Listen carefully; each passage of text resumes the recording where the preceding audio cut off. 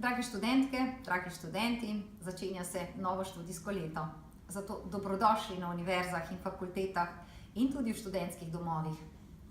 Brez dvoma so prav ta leta, študentska leta, vsaj če sodim po svojih izkušnjah, ena najbolj vznemirljivih.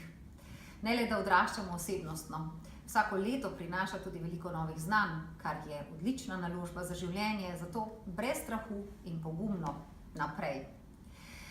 Najbrž vas bodo zanimale novosti, ki jih prinaša to leto na področju visokega in višjega šolstva.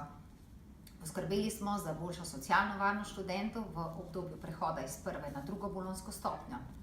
Diplomanti boste lahko obdržali status študenta vse do konca študijskega leta, v katerem boste diplomirali, ne glede na čas diplomiranja. Da bi zagotovili boljši nadzor nad zdravstvenim stanjem vseh vas, je sistematski pregled odslej obvezen za vse študente prvih letnikov do diplomskih študijskih programov. Študenti, ki boste med študijskim letom postali starši, pa imate možnost izrednega podaljšanja statusa študenta in to velja tako za mamice študentke kot za očete študente. Vrata do doktorskega študija so bolj odprta, kajti organizirali in izvajali bomo sofinanciranje tega študija.